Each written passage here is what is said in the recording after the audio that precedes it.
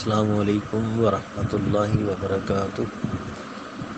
بسم اللہ والصلاۃ والسلام علی رسول اللہ، اما بعد۔ سوال ہے کہ کیا وضو کے لیے استنجا ضروری ہے؟ دیکھیں، اس حوالہ سے کچھ باتیں ہمارے ہاں معروف ہو چکی ہیں۔ بعض لوگ کہتے ہیں کہ استنجا اور وضو لازم ملزوم ہے، یعنی جب بھی آپ نے استنجا کرنا ہے تو ساتھ وضو لازم کرو، اور جب بھی آپ کو وضو کی ضرورت یعنی کہ پڑتی ہے نماز کے لیے یا تلاوت کے لیے، تو وضو سے پہلے استنجا ضروری کرو۔ تو یہ دونوں باتیں درست نہیں ہیں۔ سنن ابو داود کے اندر ایک واقعہ ملتا ہے، ایک حدیث ہے، روایت موجود ہے۔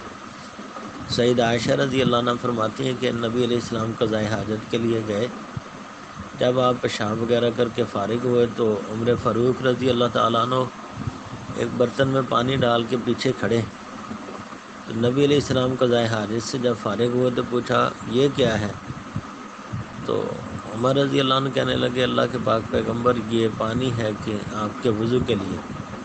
تو نبی علیہ السلام نے فرمایا کہ مجھے ہر استنجا کے بعد یا ہر پیشاب کے ساتھ وضو کا حکم نہیں دیا گیا، یعنی لازم نہیں کہ جب بھی آپ پیشاب کریں، پخانہ کریں، استنجا کریں تو ساتھ وضو کریں، یہ لازمی بات نہیں۔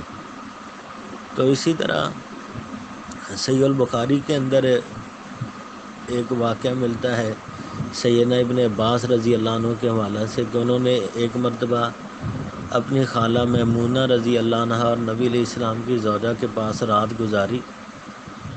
تو اس لمبی حدیث کے اندر ایک حصہ یہ بھی ہے کہ پیغمبر علیہ السلام جب صبح بیدار ہوئے تو آپ نے صرف وضو کیا، اس میں استنجا کا ذکر نہیں ہے، قضاء حاجت کا کوئی معاملہ نہیں ہے۔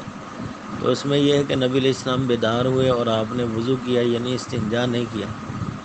تو ان دو چیزوں سے یہ بات ثابت ہوتی ہے کہ اگر آپ صبح کے وقت بیدار ہوئے ہیں یا عام حالات میں کسی نماز کے لیے آپ وضو کرنے لگیں تو آپ کو یعنی کہ پیشاب پخانہ کی حاجت نہیں ہے، تو استنجا کی کوئی شرط نہیں، آپ وضو کریں اور نماز پڑھیں، استنجا ضروری نہیں۔ تو اسی طرح اگر آپ کو نماز کے علاوہ کسی وقت پیشاب کی حاجت ہو گئی ہے تو آپ پیشاب وغیرہ کریں اور استنجا کریں، تو اس کے بعد وضو فرض نہیں۔ ھذا ما عندی واللہ اعلم۔